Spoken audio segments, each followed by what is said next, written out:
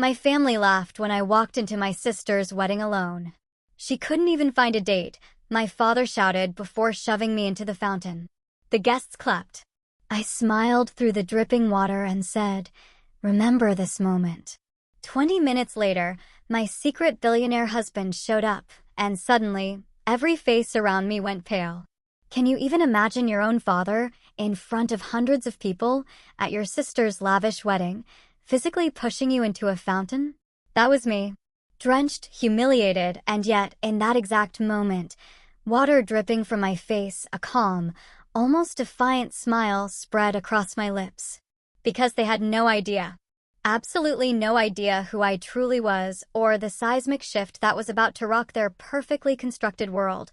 Before we dive into how that happened, let me ask you, have you ever been the family scapegoat? The one constantly compared, always falling short? If so, hit that like button and subscribe, because my story might just resonate more than you think. Growing up as Meredith Campbell in Boston's elite circles meant one thing: appearances were everything. Our grand colonial house in Beacon Hill screamed success to the world, but inside those meticulously painted walls, it was a different story. From my earliest memories, I was pitted against my younger sister, Allison. She was the golden child, the star. Why can't you be more like your sister?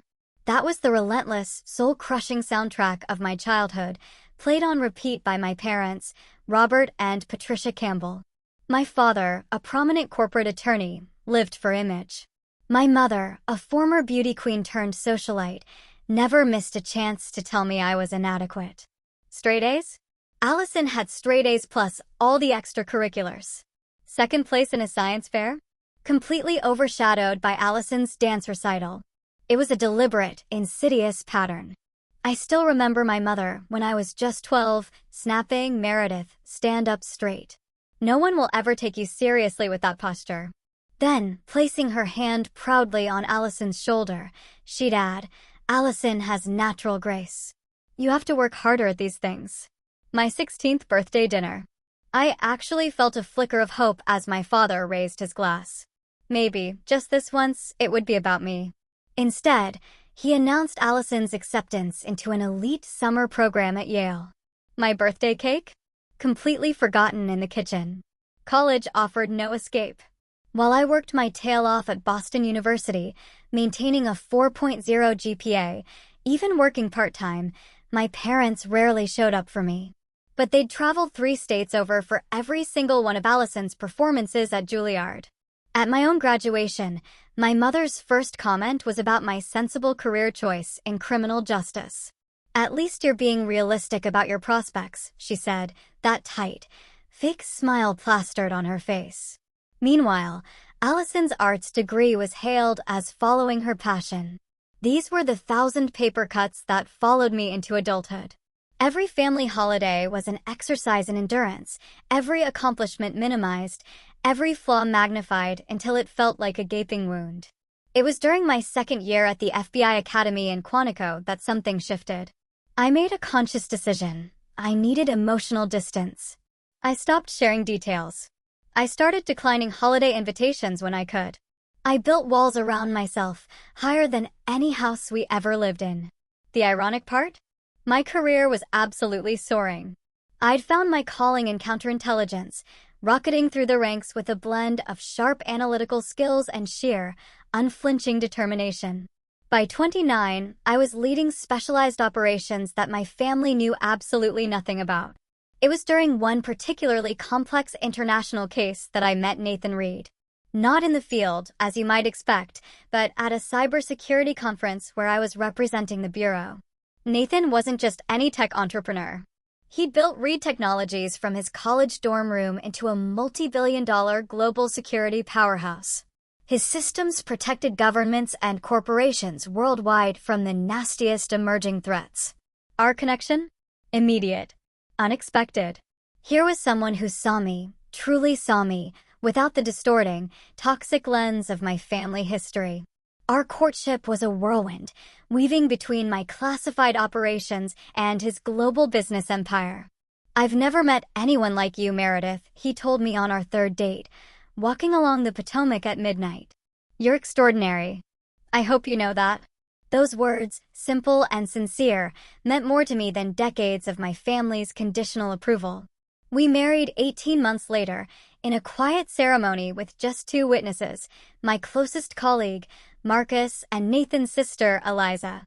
Our decision to keep it private wasn't just about security, though that was very real for both our careers. It was also my choice to keep this precious part of my life untainted by my family's toxicity. For 3 years, we built our life together, maintaining separate public identities.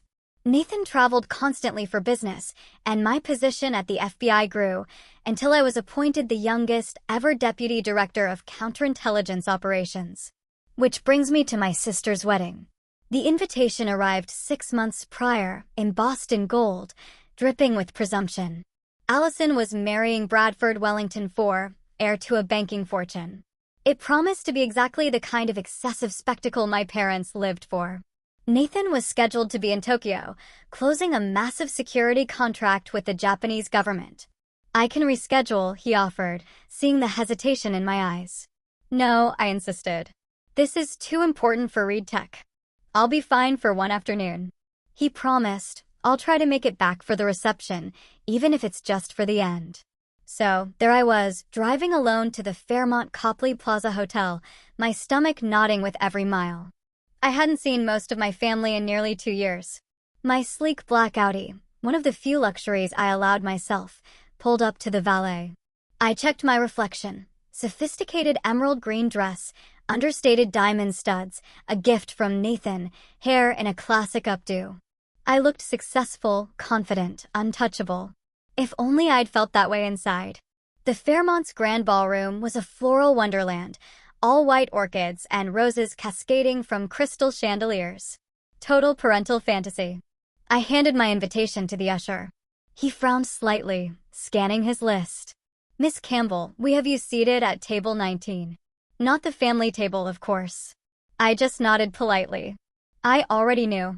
My cousin Rebecca spotted me first, her eyes widening just a fraction before she plastered on a practiced smile. Meredith, what a surprise. We weren't sure you'd make it. Her gaze flicked pointedly to my empty side.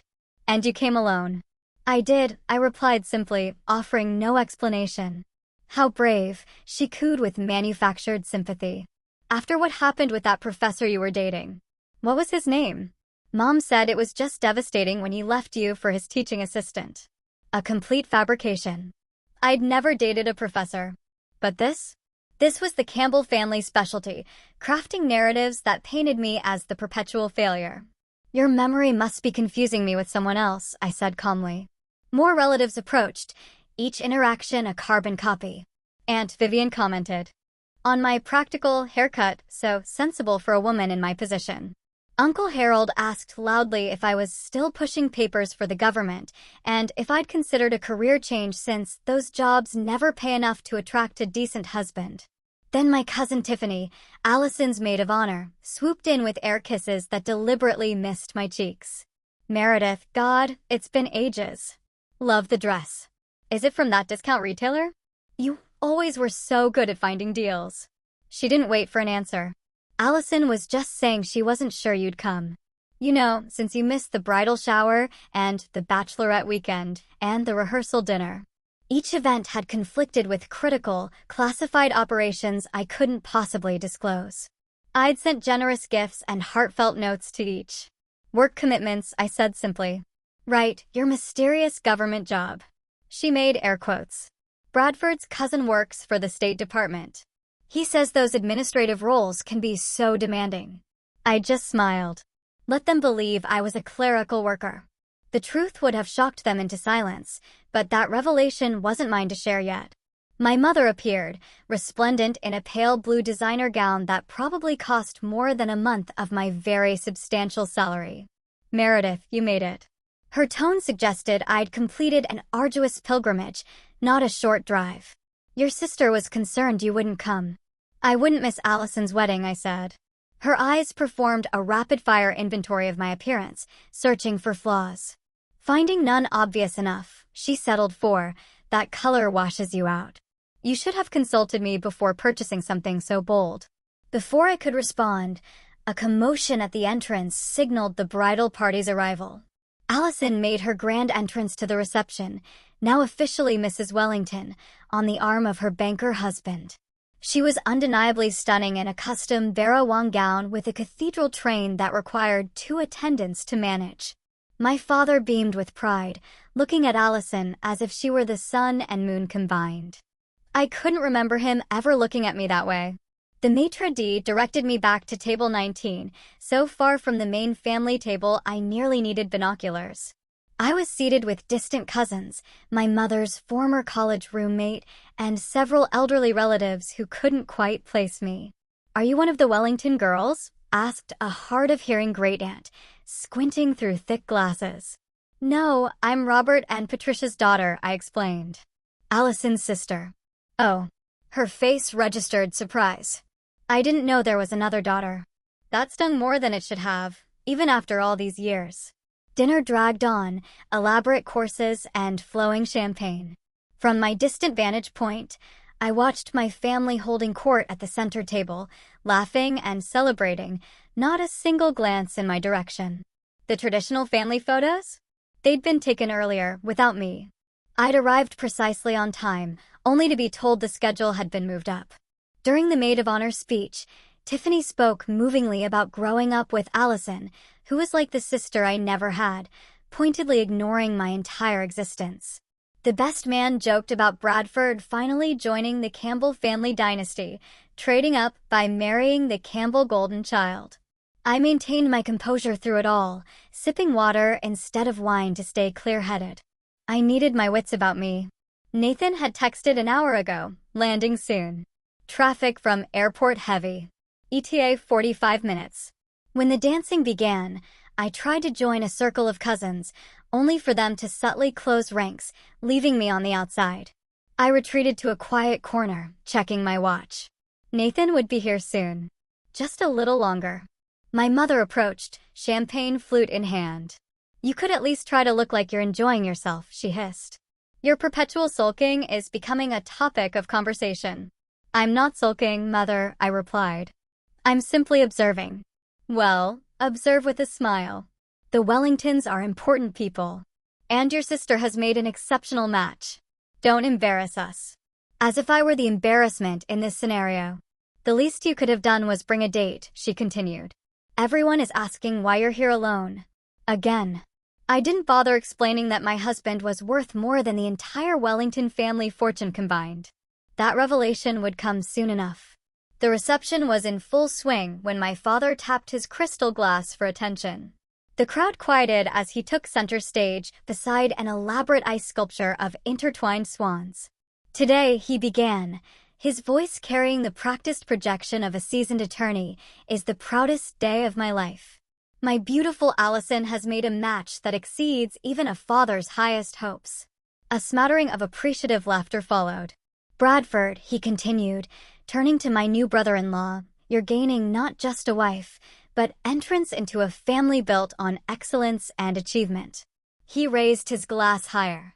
"To Allison, who has never disappointed us. From her first steps to her graduation from Juilliard with highest honors to her charitable foundation work, she has been nothing but a source of pride." My chest tightened. Not because I expected to be mentioned, I knew better, but because of the implicit comparison. Allison had never disappointed them. The unspoken conclusion was blindingly obvious. As he continued extolling Allison's virtues, I quietly slipped away toward the terrace doors. I needed air. Space. A moment to regroup before Nathan arrived. The evening sun was setting over the hotel's famous courtyard fountain, casting golden light across the rippling water. I had almost reached the sanctuary of the terrace when my father's voice boomed from behind me. "Leaving so soon, Meredith?" I turned slowly. He stood 10 feet away, microphone still in hand, the entire reception looking in our direction. My mother and Allison flanked him, identical expressions of disapproval on their perfect faces. "Just getting some air," I replied, keeping my voice steady. "Running away." "More like it," he said, the microphone amplifying his words to the entire room. Classic Meredith. Disappearing when family obligations become inconvenient. A flush of heat crawled up my neck. That's not true, isn't it? His voice had taken on the cross-examination tone I remembered from childhood. You've missed half the wedding events. You arrived alone, without even the courtesy of bringing a +1. The room had fallen completely silent. I'm sorry if my attendance alone offended you, I said carefully. She couldn't even find a date, my father announced to the room. Scattered, nervous laughter followed. 32 years old and not a prospect in sight. Meanwhile, your sister has secured one of Boston's most eligible bachelors. The laughter grew louder, encouraged by his showmanship. Dad, I said quietly, this isn't the time or place. It's exactly the time and place, he retorted, advancing toward me. This is a celebration of success, of family achievement, something you would know nothing about. Each word was a calculated barb, designed to penetrate years of carefully constructed armor. I glanced at my mother and sister, looking for any sign of intervention. They simply watched. My mother with a tight smile, Allison with barely concealed satisfaction. You think we don't know why you're really alone? Why you hide behind that mysterious government job? My father continued. You've always been jealous of your sister's accomplishments. Always the disappointment. Always the failure. He was inches from me now, the microphone lowered, but his voice still carried in the hushed room. Decades of resentment had transformed his face into something almost unrecognizable. Dad, please stop, I whispered, acutely aware of hundreds of eyes on us. Stop what? Telling the truth? The truth that you've never measured up? That you're an embarrassment to the Campbell name. His voice rose with each question. Something inside me snapped. Not towards anger, but towards a strange, profound calm. You have no idea who I am, I said quietly. I know exactly who you are, he snarled. And then it happened. His hands connected with my shoulders. A forceful shove that caught me completely off guard. I stumbled backward, arms windmilling, but there was nothing to grab onto. For a suspended moment, I felt weightlessness, then the shocking cold as I plunged backward into the courtyard fountain. Water engulfed me. My carefully styled hair collapsed. My silk dress billowed, then clung. My makeup surely ran in rivulets down my face. The physical shock was nothing compared to the realization. My own father had just publicly humiliated me at my sister's wedding. The crowd's reaction came in waves. First, shocked gasps. Then, uncertain titters. Finally, it erupted into full-throated laughter and even scattered applause. Someone wolf whistled. Another voice called out, wet t-shirt contest after the garter toss. More laughter. More applause. I pushed myself up, water streaming from my ruined dress. My heels slipped on the fountain's slick bottom as I found my footing. Through dripping strands of hair, I saw it all. My father's triumphant expression, my mother's hand covering a smile, my sister's undisguised glee. The photographer snapped picture after picture, capturing my humiliation for posterity. This would be in the wedding album, passed around at future family gatherings. Another chapter in the Meredith the Failure narrative. But something unexpected happened in that fountain. As the cold water shocked my system, so too did a realization. I was done. Done seeking approval. Done accepting mistreatment. Done hiding who I really was. I stood fully upright in the fountain, water cascading from my designer dress. I pushed back my soaked hair and looked directly at my father. Remember this moment, I said, my voice carrying across the suddenly quiet courtyard. Not shouting, not emotional, just clear and precise. The smile froze on my father's face. Something in my tone must have registered, because uncertainty flickered in his eyes. Remember exactly how you treated me, I continued, stepping carefully toward the fountain's edge. Remember the choices you made. Remember what you did to your daughter, because I promise you I will. I climbed out of the fountain with as much dignity as my soaked condition allowed. A stunned silence had replaced the laughter. Even my father seemed momentarily at a loss for words. A memory of a similar public humiliation flashed through my mind. High school graduation, when my father had interrupted my valedictorian speech to loudly comment that memorization had always been Meredith's only talent. The audience had laughed then, too. I had shrunk into myself, becoming smaller. Not this time. I walked through the crowd, water dripping with each step, creating a trail across the expensive carpet. No one stopped me. No one offered help. No one spoke. And strangely, I was okay with that. For the first time in my life, I didn't need anything from these people. The ladies' room of the Fairmont was blessedly empty. When I pushed through the door, I caught sight of myself in the gold-framed mirror, mascara streaked, hair plastered, the emerald dress now a darker, clinging forest green. And yet, I didn't feel defeated. I felt oddly liberated. My phone had been in my clutch, which thankfully I'd left at table 19 before the fountain incident.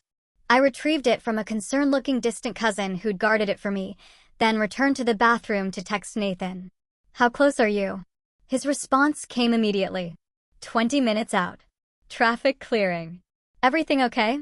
I hesitated before typing. Dad pushed me into the fountain in front of everyone. 3 dots appeared instantly. Disappeared. Reappeared. Finally, "I'm coming." 10 minutes. Security team already at perimeter. I hadn't known he'd sent a security team ahead. That was Nathan. Always thinking 10 steps ahead. Always protecting what mattered to him. And somehow, incredibly, I mattered to him. The bathroom door swung open and a young woman entered.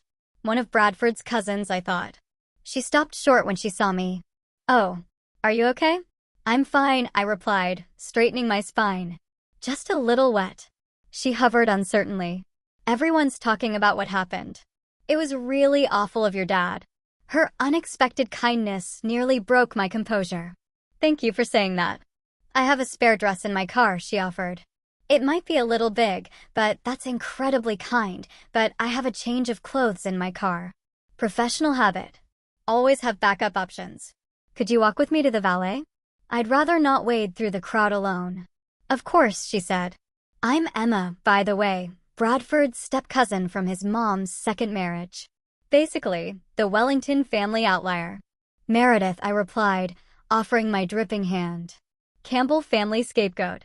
Pleasure to meet you." She laughed, and somehow that small moment of connection steadied me. Emma ran interference as we made our way through a side exit to the valet stand. I retrieved my backup outfit from the Audi's trunk, a simple black sheath dress and flats I kept for emergencies. 10 minutes in a nearby restroom, and I'd managed to transform myself from a drowned rat to a reasonably presentable professional. As I applied fresh makeup, I thought about my life. My real life. Not the distorted version my family perceived. I had graduated top of my class at Quantico. I had led operations that saved American lives. I had earned the respect of hardened field agents and Washington officials alike. I had married a brilliant, kind man who valued me exactly as I was. None of that validation had come from the people currently celebrating in the ballroom. And maybe that was the point. Maybe true worth is only found outside the funhouse mirrors of toxic family dynamics. I checked my watch. Nathan would arrive any minute. For the first time, I was ready to stop hiding our relationship. Not because I needed my family to be impressed, that ship had sailed into the fountain with me, but because I was tired of diminishing myself to make them comfortable. My phone vibrated with a text from Nathan, in position. I took a deep breath, smoothed my replacement dress, and walked back toward the reception, head high, shoulders back. Emma had returned to her table, but she gave me an encouraging thumbs up as I passed. The festivities had resumed in my absence. The dance floor was crowded, the bar busy, the cake waiting to be cut. No one noticed me immediately, which allowed me to position myself strategically near the main entrance. I spotted my mother first, holding court with several of her socialite friends, gesturing animatedly. As I drew closer, her words became clear. Always been difficult. We've tried everything with her. Absolutely everything. The best schools, the best therapists. Some people simply refuse to thrive. Such a shame, agreed one of her friends. Especially with Allison being so successful. Same parents, same opportunities. Genetics are mysterious. My mother sighed theatrically. Robert and I have accepted that Meredith will never. She trailed off as she noticed me standing there, clearly not still hiding in the bathroom as she'd assumed. Meredith, she recovered quickly. You look dry. Yes, mother. I always keep a spare outfit handy, one of many professional habits. Her friends murmured uncomfortable greetings before finding urgent reasons to refresh their drinks. Was humiliating me part of the wedding itinerary, or did Dad improvise that part? I asked quietly. Don't be dramatic, she hissed. You were trying to slink away as usual. Your father simply lost patience with your antisocial behavior. Pushing your adult daughter into a fountain is not a normal response to perceived antisocial behavior, I stated. Perhaps if you had brought a date, made any effort at all to participate in your sister's happiness instead of making everything about your mysterious job and your perpetually busy schedule, things would have gone differently. I studied my mother's face, searching for any sign of the protective instinct that should have been there. There was nothing but annoyance that I had disrupted her narrative. You know what's interesting, Mother? I said. I've never once made anything about me. In fact, I've spent my entire life trying to take up as little space as possible in this family, and it still wasn't enough. A commotion at the entrance caught everyone's attention. The distinct sound of multiple car doors closing in rapid succession. The appearance of two men in impeccable suits conducting a subtle security sweep. My mother frowned. What's happening? If the Wellingtons arranged additional security without consulting us, I checked my watch. Right on time, I murmured. The sleek black Maybach had arrived, followed by two equally impressive security vehicles. The wedding guests had noticed now. Conversations paused as attention shifted toward the entrance. Even the music seemed to quiet. My heart quickened, despite my outward calm. After 3 years of marriage, Nathan still had that effect on me. And in approximately 60 seconds, my family would finally meet my husband. The double doors to the ballroom swung open with authority. 2 security personnel entered first, Marcus and Dimitri, I recognized, their alert eyes scanning the room with professional efficiency. They wore impeccable suits that couldn't quite disguise their military bearing. Whispers rippled through the reception. My father approached the security men with an affronted expression. Excuse me, he began, puffing up his chest. This is a private event. If you're looking for the corporate conference, it's in the West Wing. Marcus simply looked through him, as if he were transparent. Dimitri touched his earpiece and spoke quietly. Perimeter secure. Proceeding. And then Nathan walked in. My husband had always had a commanding presence, but today he seemed to fill the entire doorway. 6'2", with shoulders broadened by years of swimming. He wore a custom Tom Ford suit that subtly screamed wealth and power. His dark hair was slightly windblown. He'd probably come straight from the helicopter pad on the roof. And his jawline could have cut glass. But it was his eyes that always undid me. Intensely blue and laser-focused. They scanned the room in seconds before landing directly on me. The moment they did, his serious expression softened into the private smile reserved only for me. He moved through the crowd with the confidence of someone who never questioned his right to be anywhere. People instinctively stepped aside, creating a path directly to where I stood. I was vaguely aware of my mother beside me, her body going rigid as she realized this imposing man was heading straight for us. Behind him, 4 more security personnel had entered, positioning themselves strategically around the perimeter of the ballroom. Meredith, Nathan said when he reached me, his voice a warm bass that carried in the now hushed room. He took my hands in his thumbs brushing over my knuckles in our private gesture of connection. Sorry I'm late. You're right on time, I replied, feeling truly steady for the first time that day. He leaned down and kissed me.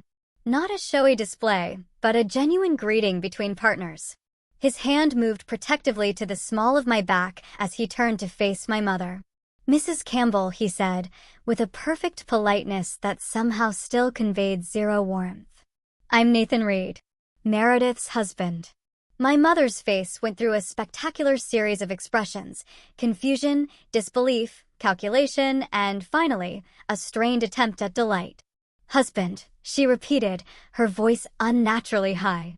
But Meredith never mentioned 3 years next month, Nathan supplied smoothly. We keep our private life private.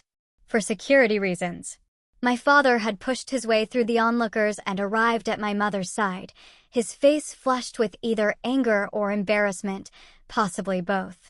"What's the meaning of this?" he demanded, looking from me to Nathan. "Some kind of prank? Hiring security and an actor to create a scene at your sister's wedding is a new low, Meredith." Nathan's expression hardened almost imperceptibly. Only someone who knew him as well as I did would notice the dangerous glint in his eyes. "Mr. Campbell," he said, his tone deceptively mild. "I'm Nathan Reed, CEO of Reed Technologies. Your daughter and I have been married for nearly 3 years." My father's mouth opened and closed without sound. Reed Technologies was a household name, a global security firm worth billions, providing cutting-edge protection systems to governments and corporations worldwide. Even my technology-averse father would recognize it. "That's not possible," he finally managed. "We would have known." "Would you?" Nathan asked, genuine curiosity in his voice. "When have you ever shown interest in Meredith's actual life? From what I've observed today and what she's shared over the years, your interest extends only to criticizing her choices, not understanding them." My sister had appeared now, her white gown making her look like an apparition floating through the stunned guests. Bradford followed in her wake, his expression torn between confusion and fascination. "What's happening?" Allison demanded. "Who are these people?" "Apparently," my mother said faintly, "your sister has a husband." "That's ridiculous." Allison scoffed. "She's making it up for attention." "On my wedding day." Nathan's arm tightened around my waist. Not possessively, but supportively. "Mrs. Wellington, congratulations on your marriage. I apologize for missing the ceremony. International business obligations kept me in Tokyo until a few hours ago." His impeccable manners made Allison's rudeness stand out in stark relief. She flushed, looking uncertainly between Nathan, the security team, and the increasingly interested wedding guests. "Is this some kind of joke?" My father found his voice again. "You expect us to believe that Meredith, our Meredith, secretly married a billionaire tech CEO, supplied one of Bradford's friends from the back, who had apparently Googled Nathan on his phone." Holy cow. That's really Nathan Reed. Forbes cover last month. Net worth estimated at $12 billion. A collective gasp rippled through the room. My mother swayed slightly, reaching for the back of a chair to steady herself. "I don't understand," she whispered. "Why wouldn't you tell us?" For the first time, her question seemed genuine, rather than accusatory. I almost felt sorry for her. "When have you ever wanted to hear about my successes, Mother?" I asked gently. "When have you ever celebrated anything about me?" She had no answer. As for me, Nathan continued smoothly, "I've been looking forward to meeting the family Meredith has described so vividly. Though I admit, after witnessing your behavior today, I find myself rather—" He paused, selecting his word carefully, disappointed. My father's face darkened. "Now listen here, young man." "No, Mr. Campbell," Nathan interrupted, his voice suddenly hard as steel. "You listen. I watched from the terrace as you publicly humiliated your daughter. I saw you push her into that fountain. I heard the things you said to her." The blood drained from my father's face. Under normal circumstances, Nathan continued, such an assault would have immediate consequences. My security team was prepared to intervene, but Meredith signaled them to stand down. "That's the kind of person your daughter is. Even after your despicable behavior, she didn't want to create a scene at her sister's wedding." The room had gone completely silent. Even the waitstaff had frozen in place. "Fortunately for you," Nathan finished, "my wife is a better person than I am. Because if anyone ever treated her that way again, my response would not be nearly so measured." The threat, though delivered in the most civilized tone possible, hung in the air like storm clouds. At that precise moment, as if choreographed for maximum dramatic effect, the ballroom doors opened once more. 2 individuals in crisp business attire entered, their posture alerting me immediately to their identities even before I saw their faces. Marcus and Sophia, my most trusted team members from the bureau. They approached with purposeful strides, coming to a stop a respectful distance from where Nathan and I stood with my family. "Director Campbell," Sophia said formally, using my official title. "I apologize for the interruption, but there's a situation requiring your immediate attention." The title hung in the air for a beat before the whispers started. "Director? Did she say Director Campbell?" What department? My father's confusion was almost comical. Director of what? Some minor government office. Nathan's smile was razor-sharp. Your daughter is the youngest deputy director of counterintelligence operations in FBI history, Mr. Campbell. Her work has saved countless American lives and earned her the highest security clearance possible. More gasps, more whispers. My mother looked as though she might faint. Allison stepped forward, her bridal glow diminished by confusion and dawning horror. That's impossible. Meredith is. Meredith is just what, Allison? I asked quietly. Just your disappointing older sister? Just the family scapegoat? Just the perpetual failure? She had no answer. The Meredith Campbell I know, Nathan said, his voice carrying easily through the silent room, is brilliant, courageous, and formidable.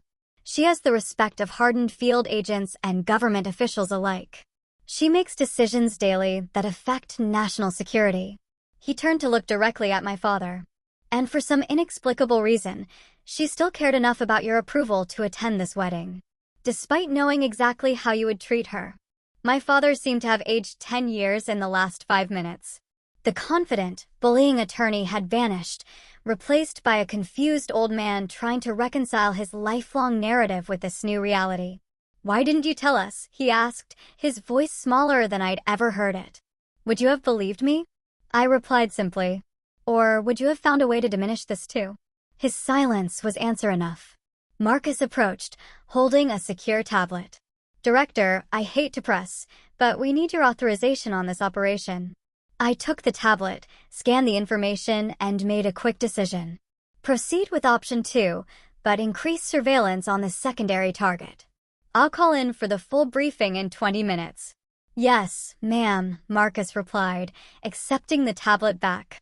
The professional exchange happened in seconds, but its impact on the room was seismic. This wasn't play acting. This wasn't an elaborate ruse. This was real power, real responsibility, and I wielded it with casual confidence. Nathan checked his watch. We should go. The helicopter is waiting, and we have the Tokyo team on standby for the video conference at 9 o'clock. I nodded, then turned to face my stunned family one last time. Congratulations on your wedding, Allison. I wish you and Bradford every happiness. My sister seemed incapable of speech. Bradford, to his credit, stepped forward and offered his hand to Nathan. It was an honor to meet you, Mr. Reed. And you, Director Campbell. I hope we'll have the opportunity to get to know each other better in the future. His sincerity was unexpected and rather touching. I shook his hand warmly. I'd like that, Bradford. My parents remained frozen. Decades of their carefully constructed narrative lying in shambles around them. Mr. and Mrs. Campbell, Nathan said with perfect courtesy. Thank you for the invitation. I apologize again for missing the ceremony. My father finally found his voice. Meredith, wait. We need to talk about this. We're your parents. We've always wanted what's best for you. We've always been proud of you. The naked attempt to rewrite history might have worked in the past. Not today. No, Dad, I said gently. You haven't.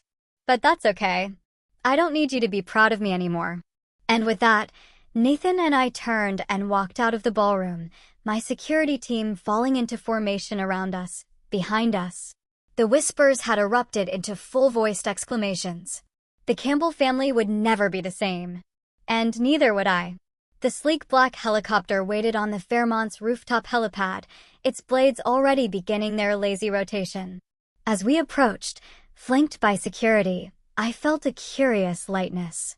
Decades of family baggage seemed to have simply fallen away, left behind in that ballroom along with my parents' shattered illusions.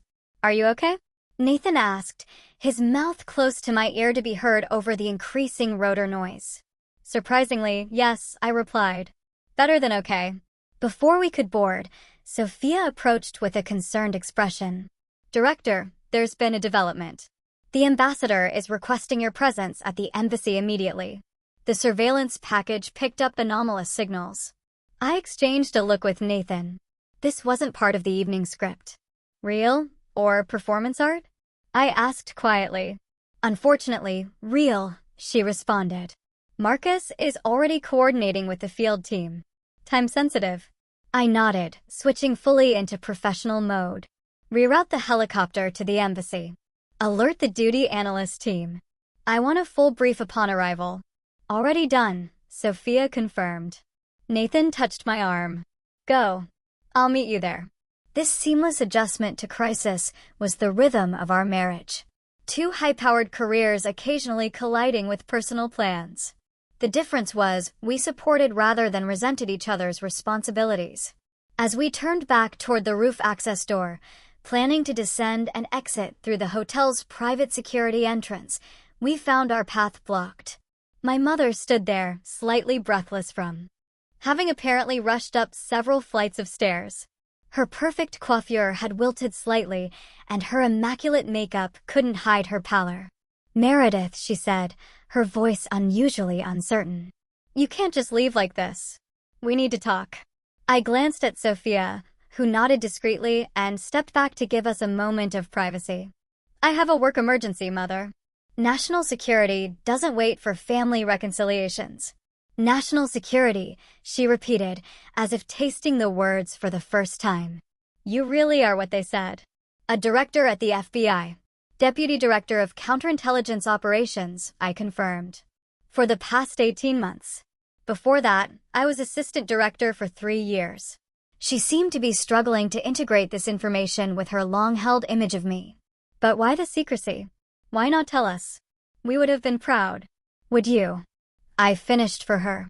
Or would you have found a way to minimize it, compare it unfavorably to Allison's achievements, suggest I got the position through connections rather than merit? Her flinch told me I'd hit the mark. And the marriage, she pressed. 3 years, he said. 3 years. And you never thought to mention you had married one of the wealthiest men in the country. I noticed her emphasis on Nathan's wealth, rather than any of his other remarkable qualities. Even now, status was her primary concern. Our marriage is private for multiple reasons, I explained patiently. Nathan's position makes him a potential target. My position involves classified work. And frankly, I wanted something in my life that wasn't subject to the Campbell family critique. The helicopter pilot signaled that we needed to depart. Time was running short. I have to go, I said. There's a legitimate national security situation developing. Will you come back? She asked. And for the first time in my adult life, I heard genuine uncertainty in her voice. To talk, to let us get to know you? The question surprised me. I studied her face, looking for the manipulative mother I'd known all my life. Instead, I saw confusion, hurt, and perhaps a dawning realization of all she'd missed.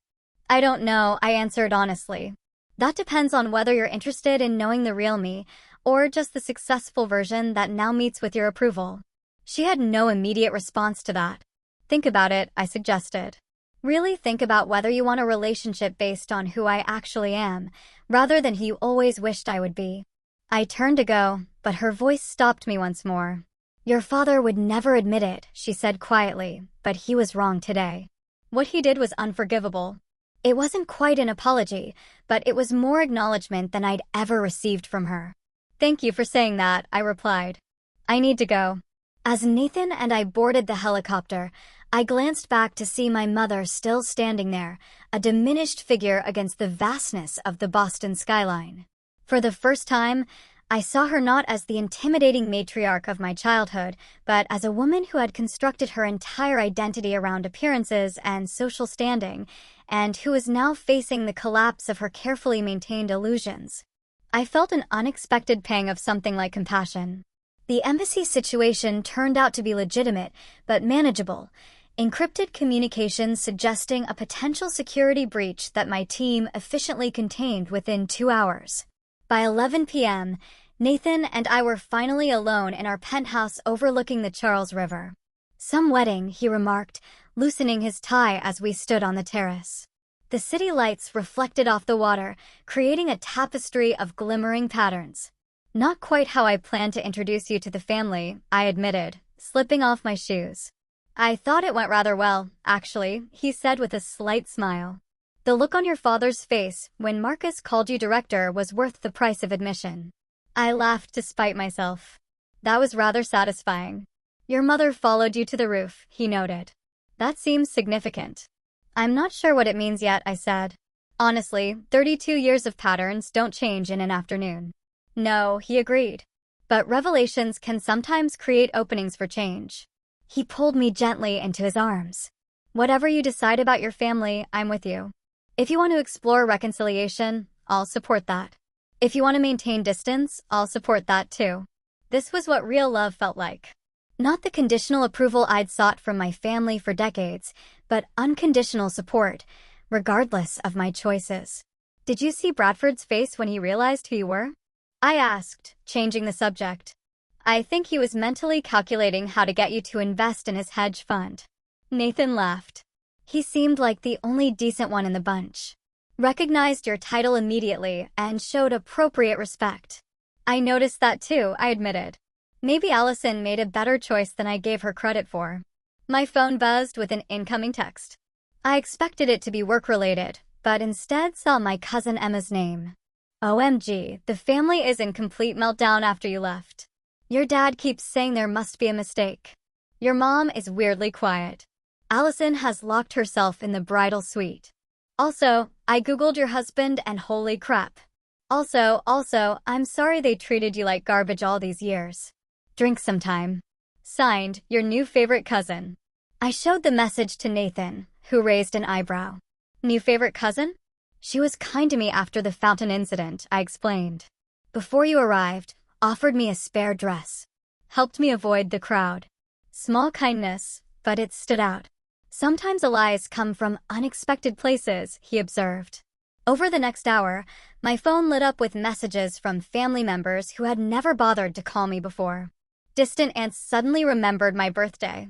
Second cousins inquired about lunch dates. My father sent a stiffly formal text stating that we should discuss recent developments at your earliest convenience. I silenced the phone and set it aside. Those responses could wait. They're not reaching out to me, I told Nathan as we prepared for bed. They're reaching out to Director Campbell, wife of billionaire Nathan Reed, not to the person I actually am. Does that surprise you? He asked gently. No, I admitted, but it does clarify things. As I drifted towards sleep in the safety of our home, I realized that the day's events hadn't given me a family. I'd had one all along. Nathan. My trusted team at the Bureau. Friends who valued me for myself. The family I'd chosen rather than the one I was born into. And that, I was discovering, made all the difference. 3 weeks after my sister's wedding, Nathan and I sat in our favorite corner of Thinking Cup Cafe on Newberry Street. Despite our combined net worth and status, we enjoyed these small moments of normalcy, good coffee, quiet conversation, and people watching in a place where we weren't immediately recognized. Your mother called again yesterday, Nathan mentioned, stirring his Americano. That's the 3rd time this week. I nodded, watching pedestrians hurry past the window.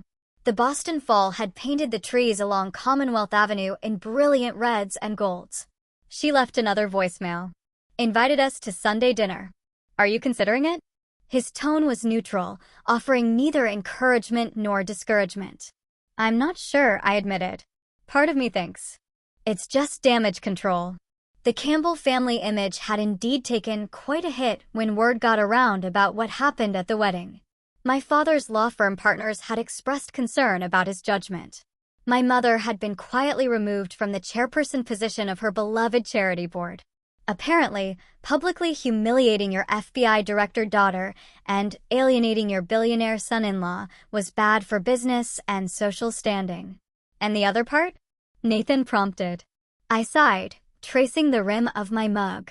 The other part wonders if this might be the first genuine interest they've ever shown in knowing me, the real me, not their projection.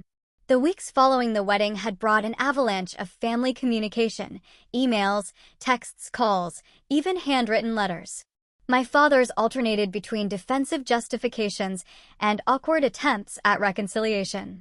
My mother's were more directly apologetic, though still threaded with hints that I should have told them about my important position sooner.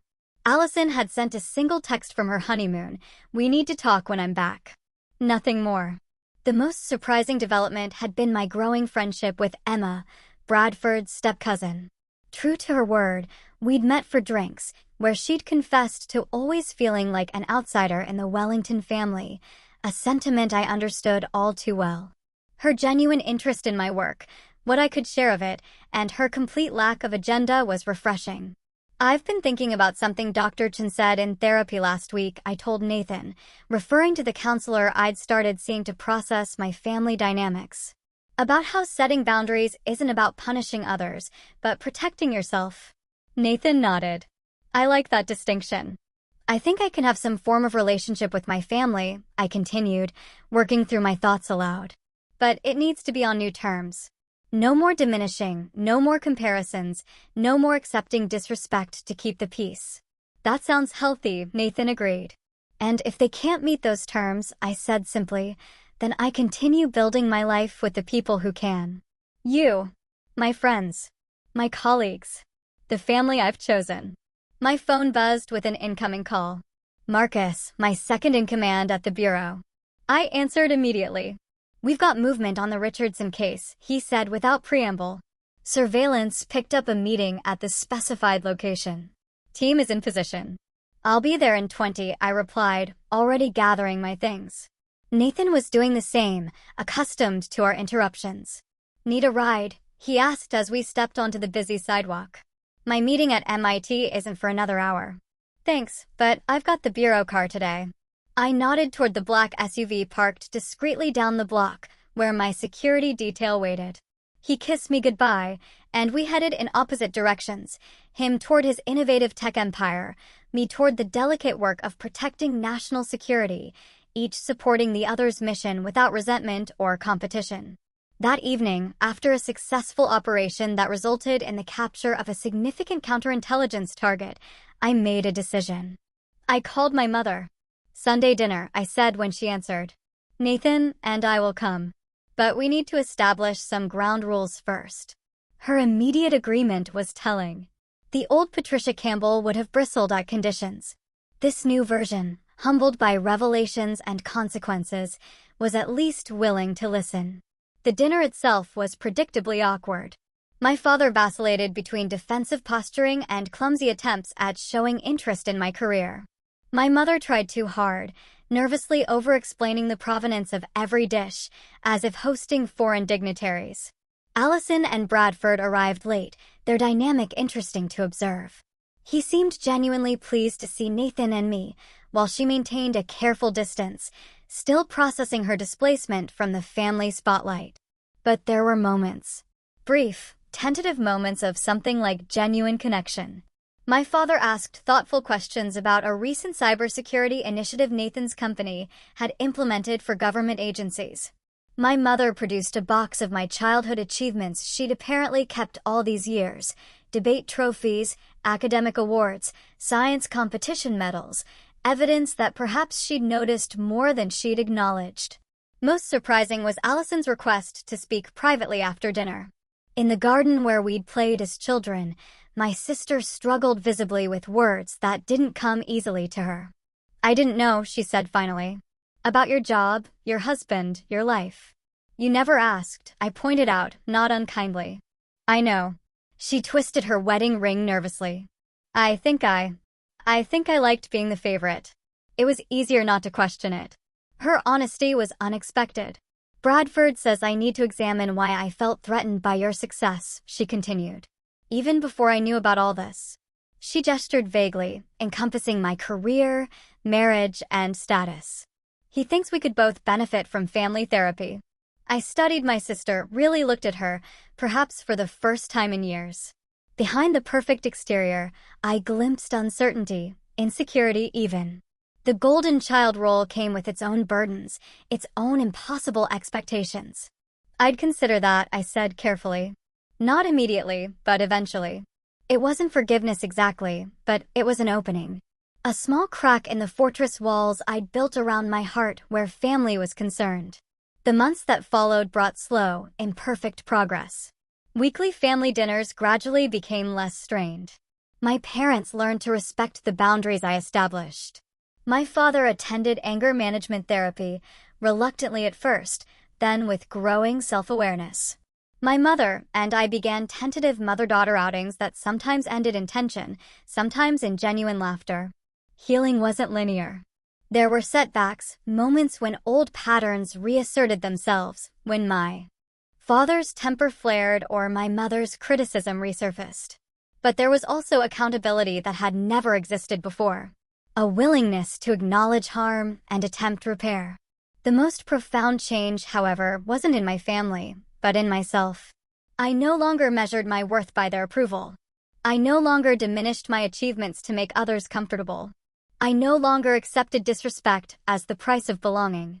1 year after the infamous wedding, Nathan and I hosted a gathering at our home. Not just immediate family, but the people who had formed my support system throughout the years, my FBI colleagues, Nathan's sister and her family, friends who had stood by me, Emma and her new boyfriend, even a few extended family members who had reached out with genuine interest and connection. As I looked around at this diverse group, this chosen family interspersed with biological relations, I realized something profound. Family isn't just about shared DNA. It's about who shows up, who sees you clearly and loves you anyway, who celebrates your successes without jealousy and supports you through failures without judgment. Sometimes those people share your bloodline. Often, they don't.